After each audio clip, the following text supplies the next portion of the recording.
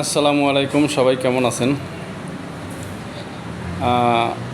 আমাদের দেশে যে মিথ্যা নিয়ে কামড়াকামড়ি পারাপারি মারামারি দরাদরি চলে, আর সেইটাতে যে বলে আগুনে ঘি ডালে, সেই আগুনে ঘি ডালে দেয় কিছু কিছু আলেমোলামালা আলেমোলামা যারা আছেন তারা তারা হাদিসের অপব্যাখ্যা করে এবং এগুলাতে আরও ঘি ডালিয়ে দেয়, যেমন আগুনে ঘি ডালে বলে না সেটা।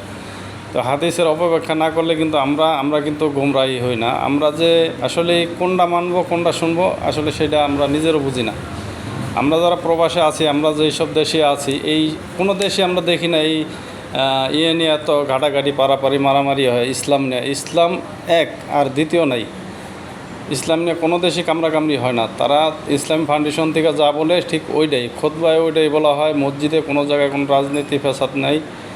হ্যাঁ, নামাজ পড়লে নামাজের পরে কত সুন্দর তাদের বয়ান।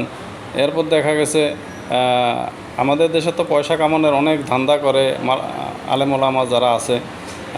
কারে ঠকাইব, কার বদনাম কে বলবো, সেই বদনাম নিয়ে আর কি একজনের বদনাম আরেকজনে করে।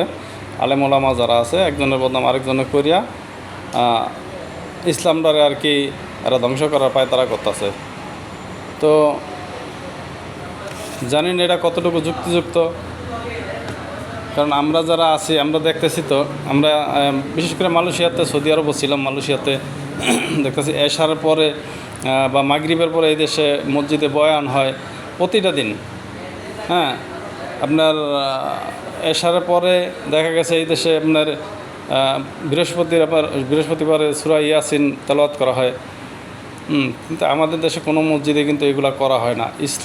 ইসলাম সম্পর্কে কোনো কিছু ধারণা দেওয়া হয় না। তারা বলে কি ওয়াজ মাহফিলে যায়, ওই জায়গায় যায় বলো যে ওয়াজ শুনে আসলাম, তারপর ওইটার আমল করলাম না। হ্যাঁ, ওই ওয়াজ শোনা পর্যন্তই আমরা, এরপর আর ওইটা নিয়ে কিন্তু আর আমরা কোনো আমল করি না। তো ওয়াজ শুনতে যাই আমরা গ্রুপ বাইন্দা, কিন্তু গ্রুপ বাইন্দা ইসলাম, হ্যাঁ গ্রুপ বাইন্দা ইসলাম যাবে, কিন্তু সেই ইসলামটা কীভাবে প্রচার করব তারা ওই ওয়াজ করে, বয়ান করে, বয়ানের পরে শেষ। তারা কিন্তু এগুলা মসজিদে বা কোথাও যায় তারা যে ভালো একটা বুঝ দান দিব মানুষের। আমাদের দেশে যেই দলেই থাকুক না কেন, তারা রাজনীতির একজনের বদনাম আরেকজনের নিয়ে ওই মসজিদের ভিতরে ঢুকাই দেয়। তো এটা থেকে বিরত থাকতে হবে, তা না হলে আমাদের দেশে ইসলাম যে এত ভাগ হয়ে গেছে আমাদের দেশে, এটা বলাই যায় না। একজনের বদনাম আরেকজনে, আলেম যারা আছে তারা একজনের বদনাম আরেকজনে করে। ইসলামে কিন্তু এগুলো নাই। আর অনেক হাদিসের অপব্যাখ্যা হয় আমাদের দেশে। তো এটা থেকে সবার দূরে থাকতে হইব। কারণ কেউ যদি আমরা মূর্খ সুরক্ষ মানুষ, আমরা যদি আপনাদের এই অপব্যাখ্যার কারণে আমরা যদি গোমরাহি হই, আমরা যদি ভুল পথে যাই, তার দায়ভার কিন্তু শুধু আপনাদেরই নিতে হবে। আমরা হাদিস সম্পর্কে, কোরআন সম্পর্কে জানি না, তারপরও যতটুকু শুনি, আপনার কেন কারোটার সাথে কারোটা মিল নাই কেন? কারণ কোরআনে তো কোনো ভাগ নাই, কোরআন তো একটাই। সেই কোরআনে কেন আপনারা ভাগাভাগি করেন? কোরআন থেকে আপনারা কেন তর্জমা করেন না?